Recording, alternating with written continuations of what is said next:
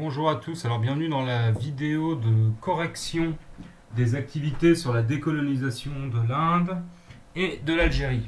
Alors, on va commencer par répondre aux questions sur la décolonisation de l'Inde britannique. Alors, document 1. À quel moment et de quelle manière débute le combat pour l'indépendance? Donc on me demande quand ça commence et comment ça commence ce combat. Alors document 1, je vais aller lire le document 1.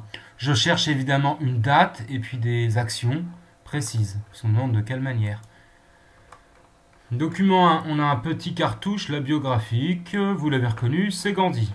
Alors, Gandhi, né dans une famille hindoue aisée, donc il est d'une famille indienne qui avait de l'argent. Gandhi fait des études de droit à Londres puis devient avocat en Afrique du Sud. De retour en Inde en 1915, il prend la tête du parti du Congrès et combat pour l'indépendance en lançant le mouvement de désobéissance civile. Grève des impôts, refus d'acheter des produits anglais, etc. Il est emprisonné à plusieurs reprises, ce qui le fait apparaître comme un saint injustement persécuté. Après la guerre, il condamne les violences entre hindous et musulmans. Il est assassiné par un extrémiste hindou. Alors, quand ça commence le combat pour l'indépendance, je vois que quand Gandhi revient en Inde en 1915, il y a une date, là, enfin une deuxième, sa mort est plutôt une date, mis à part sa date de naissance. Il prend la tête du parti du Congrès et combat pour l'indépendance. Donc en 1915, Gandhi commence le combat pour l'indépendance à la tête d'un parti politique qui s'appelle le Parti du Congrès. Et alors comment il combat? Il lance un mouvement qui s'appelle de désobéissance civile. Qu'est-ce que c'est que ce truc? Grève des impôts, ok, on ne paye pas des impôts et on n'achète pas des produits anglais. Ah, donc lui, il choisit d'agir de façon non violente. Donc des grèves et des boycotts. Donc la réponse c'est 1915, le parti du Congrès dirigé par Gandhi lance un mouvement de désobéissance civile, grève et boycott. Alors on va aller voir la suite. Quelle est la position de l'Angleterre sur l'indépendance? Alors cherche le document 2. Oh, la position de l'Angleterre. Bon, on va le lire. La position, ça veut dire ce qu'ils en pensent. Ça ne veut pas dire est-ce qu'ils sont debout ou quoi que ce soit. Le gouvernement pense que le moment est venu de faire passer la responsabilité du gouvernement de l'Inde dans des mains indiennes. Mais oui, parce qu'auparavant, elles étaient dans les mains britanniques. C'était les Anglais qui dirigeaient. Il est soucieux de transférer ses responsabilités à un gouvernement qui, reposant sur la base solide de l'appui populaire, soit capable de maintenir la paix et d'administrer l'Inde avec justice et efficacité. Donc en clair, l'Angleterre veut transférer les responsabilités à un gouvernement qui repose sur l'appui populaire, c'est-à-dire un gouvernement démocratique, qui soit soutenu par les gens. Il est dès lors essentiel que tous les partis mettent fin à leurs différends, donc c'est-à-dire leur lutte, leur combat, leurs désaccords, pour être prêts à prendre en charge les grandes responsabilités qui leur incomberont l'année prochaine. Tiens, ça date de quand ça? Oh là, 47. Tiens, 48, il meurt. On va voir s'il y a un lien. Le gouvernement de Sa Majesté c'est la reine d'Angleterre, d'accord, exprime au nom des peuples britanniques sa bienveillance et ses bons vœux au peuple de l'Inde dans sa marche vers l'étape finale et l'accomplissement de l'indépendance. Les habitants de nos îles britanniques souhaitent que, malgré les changements constitutionnels, l'association des peuples britanniques et indiens ne prenne pas fin. Bon, ça veut dire que même s'il y a des changements, rappelez-vous la Constitution, les règles fondamentales qui organisent la vie politique d'un État. Donc ça veut dire, même si l'Angleterre devient indépendante et une démocratie, et plus une colonie, eh bien les Anglais veulent garder des liens. C'est le fameux Commonwealth dont je vous ai déjà parlé. Donc le gouvernement anglais, il exprime sa bienveillance et ses bons voeux, ce qui veut dire qu'il est d'accord. Et donc le Premier ministre, puisque c'est pour le Premier ministre, dit à la Chambre des communes, c'est-à-dire au Parlement anglais en 1947, que l'an prochain, il y aura l'indépendance de l'Inde. Et vous voyez que Gandhi sera assassiné la même année. Après la guerre, il condamne les violences entre hindous et musulmans. Donc c'est bien qu'il y a des gens qui sont divisés. Donc quelle est la position de l'Angleterre sur l'indépendance? Elle est d'accord. D'accord? Elle va finir par être d'accord. Qu'est-ce qui oppose la position de la Ligue musulmane et celle du Parti du Congrès? Alors on a déjà vu le Parti du Congrès, on a vu que c'était le parti qui était dirigé par Gandhi, mais la Ligue musulmane, on ne sait pas ce que c'est. Tiens, documents 3 et 4. Alors, document 3, on a quoi? Une photographie. Les négociateurs de l'indépendance. Donc ce sont les gens qui ont négocié l'indépendance. Avec qui? Avec la puissance coloniale. Donc l'Angleterre. Alors, on a Lord Mountbatten, vice-roi de l'Inde, représentant du Royaume-Uni. J'en conclus que Mountbatten représente le gouvernement anglais. Ali Jinnah, leader de la Ligue musulmane. Alors ici on a Ali Jinnah, c'est un homme politique, il est le leader, à Ligue musulmanienne majuscule, bon c'est un parti politique qui visiblement regroupe les musulmans d'Inde. Et on voit que Gandhi était hindou, alors c'est une religion aussi, la religion hindoue. Bon, Nehru, leader du parti du Congrès, donc peut-être que l'Inde a commencé à se diviser entre d'un côté les musulmans et de l'autre côté les hindous. À ne pas confondre avec les Indiens. Les Indiens sont les habitants de l'Inde et les hindous, ce sont ceux qui sont de religion hindoue. Donc document 3, bon, on voit qu'il y a deux partis politiques, il n'y a pas un représentant, d'accord? Il y en a deux qui vont négocier avec les Anglais. Donc c'est qu'ils ne sont pas tous d'accord. Alors voyons ce que dit la Ligue musulmane. Le parti d'Ali Jinnah. Pour le parti du Congrès, le gouvernement britannique doit accorder l'indépendance et transmettre l'appareil civil et militaire de l'État aux hommes du Congrès qui mettront en place un gouvernement national selon leur propre conception. Ça veut dire, pour les gens comme Gandhi et Nehru, d'accord, Nehru, rappelez-vous, il est là, d'accord, c'est le leader du parti du Congrès, ok, qui était le bras droit de Gandhi, si vous préférez. Donc, pour le parti du Congrès, eh ben, finalement, il faut que les Anglais leur donnent le pouvoir. La Ligue musulmane n'est pas d'accord. Elle se fonde sur une réalité. J'ai expliqué en détail les différences fondamentales entre hindous et musulmans. Il n'y a jamais eu pendant tous ces siècles d'unité sociale ou politique entre ces deux principales nations. L'unité indienne dont on parle aujourd'hui ne relève que de l'administration britannique qui n'a maintenu la paix, la loi et l'ordre dans ce pays que par le recours à la police et à l'armée. La revendication du parti du Congrès est fondée sur une nationalité qui n'existe pas. Donc ce que dit Ali Jinnah ici, c'est très simple. Il dit voilà, les hindous et les musulmans n'ont jamais été unis dans l'histoire. Il n'y a que la colonisation, d'accord, et le découpage colonial qui les a réunis. Et lui dit bah non, il n'y a jamais eu d'unité des Indes. C'est les Anglais qui ont inventé ça, cette Inde unie. Donc nous on veut on veut une partition, c'est-à-dire on veut notre État. Donc notre solution se fonde sur la partition du territoire de ce son continent en deux États souverains, l'Hindoustan, ce qui va devenir l'Inde actuelle, le pays des hindous, et le Pakistan, pays des musulmans. Alors vous voyez, qu'est-ce qui oppose la position de la Ligue musulmane à celle du Congrès? Eh bien, les gens de la Ligue musulmane veulent que l'Inde soit divisée en deux parties, une pour les musulmans, une pour les hindous, et ceux du Congrès, Nehru et Gandhi, veulent que l'Inde reste unie avec musulmans et hindous dans le même État. Alors, quels sont les nouveaux États et leur date de naissance? Oui, les nouveaux États, puisque, document 5, allons voir, une carte. Alors, on va regarder comment elle s'appelle, des fois que c'est intéressant. La naissance de deux États. Bigre. C'est donc qu'il y a deux États qui sont nés de la division de l'Inde britannique. Alors, on a deux couleurs, comme on est des gens pas complètement bêtes, on se dit tiens, deux couleurs, peut-être deux choses différentes. Alors, les nouveaux États en août 47, à mon avis, c'est la date de l'indépendance, ça, août 47. Alors, on veut les limites de l'Inde britannique. Donc, on voit que l'Inde britannique, donc la colonie indienne, c'était tout ça. Et qu'à l'intérieur de cet espace-là, eh ben, il y a deux couleurs. Donc, Union indienne, d'accord, Pakistan, majorité musulmane, Union indienne, majorité hindoue. Ben peut-être que l'Inde a été coupée en deux, avec un Pakistan occidental où vivront les musulmans, et un Pakistan oriental où ils vivent aussi, et une Union indienne pour les hindous. Alors, est-ce que ça s'est fait calmement? Les violences et les tensions. Zone de massacre, ben non, visiblement, peut-être qu'il y a eu des violences. C'est-à-dire que les gens, dès l'indépendance de l'Inde, en fait, entre hindous et musulmans, il y a eu des violences énormes, il y a eu des millions et des millions de déplacés, des millions de morts aussi sans doute. Pourquoi? Parce que les gens, les musulmans qui étaient en Inde, dans l'Union indienne, se sont fait chasser par les hindous, et les hindous qui vivaient dans le Pakistan occidental ou oriental se sont fait chasser par les musulmans. Donc chacun son état, ce qu'on appelle de l'épuration ethnique, quand vous chassez les gens par rapport en leur disant t'as pas le droit de vivre là. Donc on voit bien, réfugiés musulmans en millions, réfugiés hindous et sikhs. Les sikhs c'est une religion, parce qu'il y a plein de religions en Inde. Les hindous sont majoritaires, mais il y en a plein d'autres. Donc on constate qu'il y a des millions de réfugiés de part et d'autre. Donc chacun a renvoyé l'autre chez lui, entre guillemets. Ce qui veut dire que les gens étaient mélangés avant. Et on voit qu'il y a un gros désaccord. Cachemire revendiqué par le Pakistan. Tiens, là, cette zone-là qu'on appelle le Cachemire, oui, c'est de là que vient le tissu qu'on appelle Cachemire. Ça appartient à l'Union indienne, mais c'est réclamé par le Pakistan. J'en conclus que peut-être ils vont pas être d'accord. D'accord?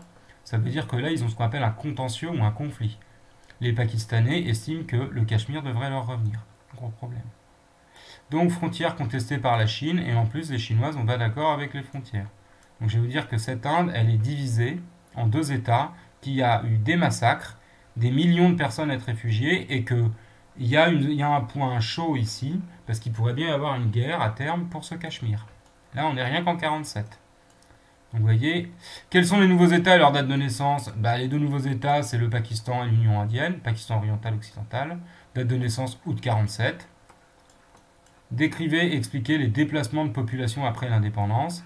La partition de l'Inde entraîne des violences entre hindous et musulmans et de gigantesques transferts de population ici du Pakistan vers l'Inde. Donc là, ce sont des hindous qui fuient le Pakistan pour aller s'installer en Inde.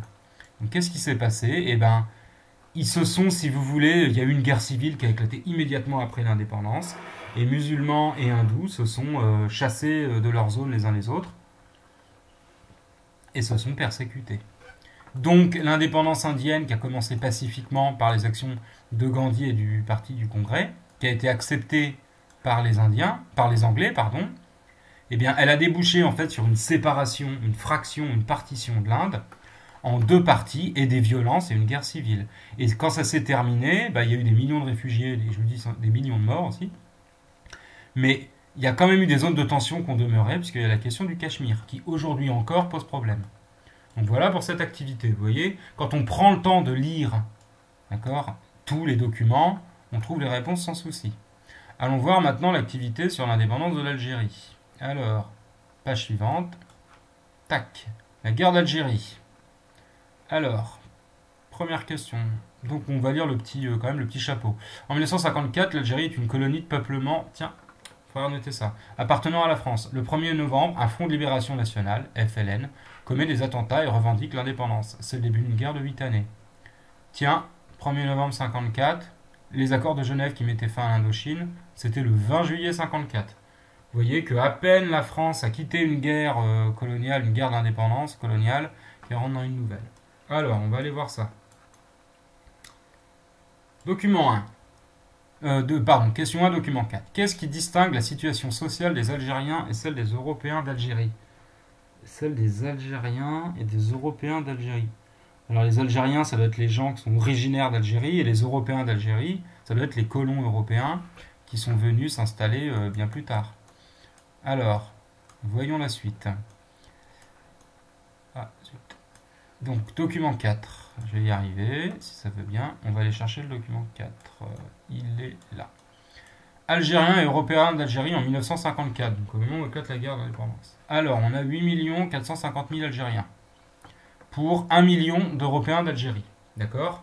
Donc, grosso modo, il y a 10% d'Européens d'Algérie et 90% d'Algériens. Donc 90% entre guillemets de colons, 10% de colons et 90% d'indigènes. Taux de mortalité infantile, 180 pour 1000, 46 pour 1000. Alors ça, c'est un indicateur qui vous montre que vos conditions de vie et votre accès à l'hygiène est meilleur. Plus votre mortalité infantile, donc des enfants en bas âge, est élevée, plus ça veut dire que vous avez de mauvaises conditions d'accès aux soins. Scolarisation dans le primaire, 20 pour 1000, 100 pour... à mon avis, d'ailleurs, non. Ça, c'est vous voyez, c'est une erreur. C'est pas 20 pour 1000, hein, c'est 20% et 100%. C'est évident. Donc tous les Européens d'Algérie vont à l'école et 20% des Algériens vont à l'école. Donc il y a des inégalités. Quand vous n'allez pas à l'école, c'est que vous êtes à bosser. Ne croyez pas que vous êtes à jouer à Fortnite. Hein. Quand vous n'êtes pas à l'école, c'est que vous êtes au travail à aider votre famille et que vous êtes pour beaucoup analphabètes. Donc les Européens d'Algérie ont accès à l'école, donc à des bons métiers derrière. Les Algériens, non. Taille moyenne des exploitations agricoles, 14 hectares, 100 hectares. Donc ils possèdent aussi les richesses et la terre. Vous voyez, c'est ça que ça indique. Bon, les inégalités sociales, elles sont simples. Enfin, simples. Situation sociale, les Algériens sont plus pauvres, d'accord, et ont une vie plus difficile que celle des Européens d'Algérie. D'accord? Ensuite, document 2. Oula, il y a plein de questions, donc là, il faut qu'on regarde. Identifier le document, relever un passage qui laisse entendre que le FLN engage la lutte armée. Comment le FLN justifie-t-il son nouveau combat? Quels sont les actes commis par le FLN le lendemain de ce tract? Voir document 3. Alors on y va, document 2. Proclamation du FLN. Donc c'est un tract, 30 octobre, c'est-à-dire la veille du 1er novembre. L'heure est grave. Une équipe de jeunes militants a jugé le moment venu de sortir le mouvement national de l'impasse pour le lancer aux côtés des frères marocains et tunisiens dans la véritable lutte révolutionnaire.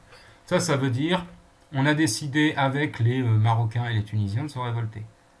Notre action est dirigée uniquement contre le colonialisme, seul ennemi obstiné et aveugle qui s'est toujours refusé à accorder la moindre liberté par les moyens de la lutte pacifique. Alors ça veut dire, on n'a jamais réussi à rien obtenir tant qu'on on s'est comporté pacifiquement, c'est-à-dire sans violence. La seule manière d'obtenir quelque chose, c'est d'utiliser la violence. Ce qui veut dire que là, le FLN dit, nous aurons notre indépendance par la violence. Ce sont là des raisons suffisantes qui font que notre mouvement de rénovation se présente sous l'étiquette de Front de Libération Nationale. But, l'indépendance nationale par la restauration de l'État algérien souverain, démocratique et social dans le cadre des principes islamiques, le respect de toutes les libertés fondamentales sans restriction de race et de confession. Donc ça veut dire, le but du FLN, c'est un État algérien, d'accord, qui soit démocratique mais qui respecte les principes musulmans, d'où la référence islamique, mais qui respecte les libertés fondamentales, donc expression, rappelez-vous, liberté d'expression, droit de vote, liberté d'opinion, de croyance, sans restriction de race et de confession. Ça veut dire, pour les Européens, quelle que soit leur religion, etc., ou leur origine, même les autres, ils pourront y participer. Moyen de lutte, conformément aux principes révolutionnaires, ça fait référence quand même à la révolution bolchevique. La continuation de la lutte par tous les moyens jusqu'à la réalisation de notre but. Tous les moyens, ça veut dire la lutte armée et la violence. Alors, identifier le document, c'est un tract, d'accord, c'est-à-dire c'est un petit texte qui a été édité par le FLN, le Front de Libération Nationale, donc les indépendantistes algériens, d'accord, et date la veille d'une série d'attentats, puisque ça démarre le 1er novembre. On va quand même aller voir la chronologie, il y a une chronologie, il faut toujours la regarder. 1er novembre, premiers attentats du Front de Libération. Donc la veille, ils annoncent des attentats. Alors il y aura des massacres de civils dans les Aurès, dans le Ouarséni, etc. Les Européens qui sont dans des fermes seront massacrés, et des attentats dans des villes, ce qu'on a appelé la Toussaint Rouge, puisque le 1er novembre c'est la Toussaint. 56 envois en Algérie du contingent. Alors les contingents, c'est les Français qui faisaient leur service militaire à l'époque. Donc ça représente beaucoup de monde à l'époque, des centaines de milliers de soldats. Bataille d'Alger entre l'armée et le FLN, on verra plus tard ce que c'est. FLN, rappelez-vous, sont les indépendantistes. Fondation de l'OAS, signature des accords d'Évian, exode massif des Français, indépendance de l'Algérie, proclamation de l'indépendance. Bon, on va voir. Donc, on a identifié ce document la veille d'une série d'attentats. C'est un tract du FLN qui justifie la lutte armée. Relever un passage qui laisse entendre que le FLN engage la lutte armée. C'est simple.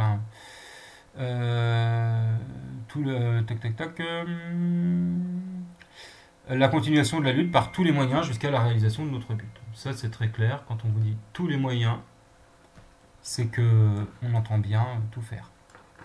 Comment le FLN justifie-t-il son nouveau combat ? Il dit que c'est un combat révolutionnaire et que le pouvoir colonial a toujours refusé d'accorder la moindre liberté par des moyens pacifiques. D'accord ?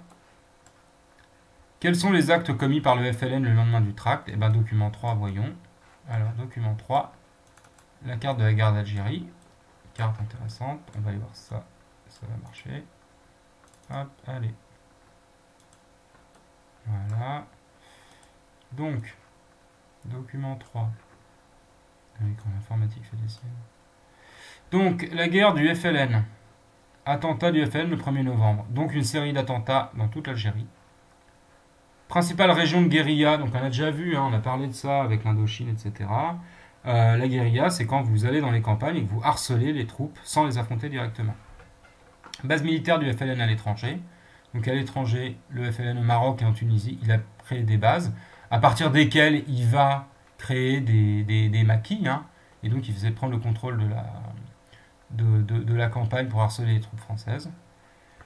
Réaction de la France, barrage électrifié français, l'île Maurice, donc ils ont bloqué la frontière, les Français, et réaction de l'aviation française, bombardement des bases du FLN au Maroc et à la Tunisie, qui sont indépendants à l'époque. Donc les actes commis sont des attentats. Relever les éléments qui montrent la violence de la guerre. Donc document 3, on a des attentats, on a de la guérilla, il y a des bases militaires, elles sont bombardées, donc là, c'est qu'on se tire dessus. Ensuite, on va aller voir le document 5, témoignage d'un soldat français. Donc, un appelé du contingent, c'est-à-dire un soldat qui fait son service militaire à l'époque et qu'on envoie en Algérie pour servir et pour rétablir l'ordre, comme on disait à l'époque, c'est-à-dire lutter contre le FLN. Dans l'Aurès, vous savez pas ce que c'est que l'Aurès? Oh, c'est marqué là. C'est une région, d'accord, c'est un massif montagneux qui est juste dans l'arrière-pays constantinois. Parce que là, c'est la ville de Constantine. Dans l'Aurès, nous traversions souvent des villages abandonnés qui avaient été mitraillés par l'aviation française, bombardés ou incendiés. À plusieurs reprises, nous rencontrâmes des charniers dégageant une odeur épouvantable d'hommes et de mulets. Il s'agit de caravanes prises en chasse par l'avion. Donc, ce qui veut dire que l'armée française n'a pas hésité à bombarder ou mitrailler des villages, et tous les hommes ont pensé qu'ils pouvaient être membres du FLN. Et même des caravanes, c'est-à-dire les gens qui fuyaient. Au mois d'octobre, la compagnie fut mutée à Ména, donc secteur d'Aris. Est-ce que c'est indiqué par là? Peu importe, ça doit être c'est dans les Aurès aussi. Hein. Petite ville de 2000 habitants. On commença à arrêter un grand nombre de gens et les tortures reprirent leur rythme régulier. Ce qui veut dire que l'armée française n'hésita pas à utiliser la torture. Au mois de janvier 57, un petit convoi de 30 soldats subit à 6 km de Ména, en un point de la route appelé le col des Oliviers, une embuscade très rude. 7 morts, 9 blessés graves, 8 blessés légers. 6 indemnes seulement.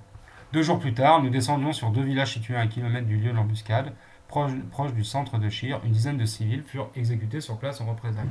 Ce qui veut dire que dès que les Français sont attaqués et qu'ils ne retrouvent pas les groupes de combattants, ils n'hésitent pas à s'en prendre à des civils. Et vous voyez que l'armée française va battre la campagne pour arrêter tous les membres du FLN qu'elle trouvera. Alors, c'est pas précisé dans les documents, mais il faut quand même le dire, qu'à côté, le FLN n'hésite pas, quand il fait des attentats, c'est des bombes dans des cinémas, dans des cafés, et c'est des civils européens qui sont massacrés, tout pareil, hein, c'est dans les écoles, etc. C'est une guerre où on ne se fait pas de cadeaux. Simplement, effectivement, les moyens de l'armée française sont beaucoup plus modernes et conséquents, parce que le FLN n'a pas d'avion ou quoi que ce soit. Mais c'est une guerre sans pitié. Alors, pardon, il faut que je revienne ici. Décidément, quand ça ne veut pas. Allez. Donc, les éléments qui remontent la violence de la guerre, c'est l'usage de la torture, des bombardements, des attentats, de la guérilla. Donc, c'est une guerre qui s'embourbe, où l'armée française, pareil, va liquider, entre guillemets, le FLN, mais au prix de nombreux morts civils. Hein. Décrivez, expliquez l'exode des Français d'Algérie, documents 1 et 7. Alors, les Français d'Algérie, comment on les appelle? On les appelle les pieds noirs, d'accord? Après la signature des accords d'Évian, plus de 800 000 Français d'Algérie partent pour la France. Donc, quasiment tous les Européens d'Algérie reviennent en France. Alors, qu'est-ce que c'est que cette histoire d'accord d'Évian? Alors, envoi en Algérie du contingent d'accord, bataille d'Alger, 61, fondation de l'OAS et des partisans de l'Algérie française. Mars 62, signature des accords d'Évian, décidément, entre le FLN et le gouvernement français qui prévoit l'indépendance de l'Algérie. Bon, ça signifie qu'au bout de 8 ans de guerre, le gouvernement français a fini par, accepter l'indépendance de l'Algérie. Et il y aura un exode massif de tous les Français. Alors on en reparlera quand je vous ferai un cours sur la guerre d'Algérie. Donc les Français d'Algérie, les Européens vont quitter l'Algérie et revenir en métropole. Et l'indépendance est proclamée officiellement le 3 juillet 1862. Donc cette guerre d'Algérie, on a un affrontement entre l'armée française et une grande partie des civils algériens qui sont membres du FLN, mais pas que, il y en a aussi beaucoup qui avaient rejoint l'armée française, ceux qu'on a appelés les harkis, et qui seront massacrés par le FLN après l'indépendance. Elle va se dérouler, vous voyez, dans les campagnes, hein, il y aura des attentats, une guerre sale, une guerre sans pitié, qui va se terminer comment? Par l'indépendance du pays. Quand on reverra la 5ème République, je vous expliquerai, c'est le général de Gaulle qui donnera l'indépendance à l'Algérie. Et à l'issue de l'indépendance, contrairement à ce que disait le FLN dans sa proclamation, vous voyez ici, hein, toutes les libertés sont là, sans restriction de race et de confession, etc. Peanut, les Français d'Algérie seront chassés d'Algérie et renvoyés en métropole. Alors maintenant, je vais compléter les tableaux avec tout ça. Alors vous allez voir, c'est assez simple. Situation coloniale de l'Inde. Alors, un pays immense, sous domination britannique, avec deux grandes religions, hindoue et musulmane. D'accord? L'Algérie, c'est plus qu'une colonie. L'Algérie, c'est 3 départements français, très important. 3 départements français. Officiellement, l'Algérie n'est pas une colonie, mais c'est la France. Donc là, ça va vous expliquer des choses. On y trouve quoi? 1 million, allez, 900 000 pieds noirs et 850 000 indigènes algériens. Acteurs. Alors, l'Inde, on a Gandhi, Nehru, Ali Jinnah et on peut rajouter Lord Mountbatten. Les mouvements politiques pour l'Inde, le Parti du Congrès et la Ligue musulmane. Pour l'Algérie, acteur, personnalité, mouvement. Acteur, donc le FLN. D'accord. Comme dans le dossier, il n'y a pas le nom de son fondateur, j'en dirai pas plus.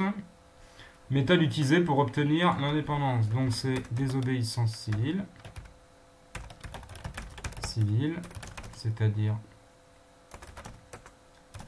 refus de payer ses impôts, grève, boycott. Méthode non violente. L'Algérie, lutte armée, guérilla, attentat, c'est-à-dire la violence. Réaction de la puissance coloniale. Les Anglais finissent par céder. Je dis finissent parce que ça commence, d'ailleurs il faut quand même que je mette la date, à partir de 1915. Et là ici je mets 1er novembre 54, Toussaint Rouge. Une série d'attentats. Réaction de la puissance coloniale. Les Anglais finissent par céder, d'accord, et accordent l'indépendance à l'Inde. Ils maintiennent un partenariat, le Commonwealth. Et oui, ils vont continuer à avoir des liens très proches. Réaction de la puissance coloniale, refus de l'indépendance. Envoi de l'armée, torture, bombardement, violence de deux côtés. Parce que le FLN n'était pas tendre. Violence des deux côtés. C'est ça, c'est bon, violence des deux côtés. Je mets représailles en fait. C'est-à-dire un militaire français est tué, on va tuer des civils. Un membre du FLN est tué, ou des gens sont soupçonnés d'être pro-français, ils sont tués. Il n'y a pas le bilan des morts dans le dossier, donc je ne donne pas. Bilan de l'indépendance, eh bien, une guerre civile éclate car la Ligue musulmane voulait la constitution voulait 2 États, alors que le parti du Congrès voulait, excusez, j'ai oublié certaines majuscules, mais bon, voulait une Inde unie. Je mets une majuscule, ça reste. Conclusion de nombreux massacres interreligieux. Donc ça veut dire entre religions, interreligieux, donc hindous et musulmans ont lieu, et des millions de personnes doivent fuir l'un ou l'autre des nouveaux États. Et il ne nous a pas échappé qu'il faut absolument que je mette dans 1947. Et la date, évidemment, j'ai oublié. Mais c'est pas grave, ça me reviendra plus tard, vous la préciserez. 1947, c'est août, je crois. Août 47. Donc vous avez Gandhi sera d'ailleurs assassiné plus tard. Gandhi sera assassiné, et pas par un musulman, mais par un fanatique hindou. Parce que un homme qui considérait que Gandhi était trop gentil avec les musulmans, donc vous voyez jusqu'où peut mener la haine et la bêtise, quoi. Mais sera assassiné par un fanatique hindou. Donc, tac. L'Algérie, bilan de l'indépendance, eh bien, après 8 ans de guerre, 8 ans de guerre, virgule, les accords d'Évian sont signés en avril 1962 et l'indépendance est proclamée le 3 juillet. D'accord. Nombre mort de nombreux civils et militaires. Je vais mettre soldats des deux camps, comme ça. Soldats des deux camps. Armée française et FLN sont morts. Contrairement aux promesses du FLN, les Français sont chassés. Donc dans un cas, on a une indépendance qui s'est faite. S'il y a une couleur, il y a deux couleurs, il n'y a aucune raison. Hein. C'est purement... c'est parce que je l'avais mis avant. J'ai oublié de mettre une couleur unique. Donc on a d'un côté dans l'Inde au début un processus pacifique qui termine par une guerre civile et deux États. Et dans l'Algérie, on a une guerre, d'accord, qui commence, qui va durer 8 ans et qui fera des centaines de milliers de morts, et qui se termine par un État, mais dont les Européens, les anciens colons, ont été chassés. Voilà, donc à partir de ça, alors je ne demande pas d'avoir fait un truc forcément aussi complet, même si tout ce que j'ai mis là est dans les documents. Donc idéalement, c'est ça que vous pouviez faire. Et avec ça, vous avez des éléments pour raconter, faire votre rédaction. En respectant bien, voilà. J'aurais juste pu rajouter acteur, personnalité, monde politique. Le parti du Congrès veut une Inde unie, une seule Inde. Et la Ligue musulmane veut un pays pour les musulmans. Ce qu'on appelle une partition. Voilà. Je vous remercie. J'espère que ça vous a servi. Et faites bien comme ça à chaque fois que je vous le dis. J'ai bien précisé de ne pas faire la question 6 parce que c'était raconter l'indépendance de l'Inde. C'est ce que vous aviez à faire après dans la rédaction, donc ça aurait fait doubler. Voilà, donc vous voyez, il faut bien lire les documents, regarder ce qu'on vous demande, prendre le temps de lire les cartes, lire les sous-titres, etc. Et on peut sortir plein d'informations. Je vous remercie.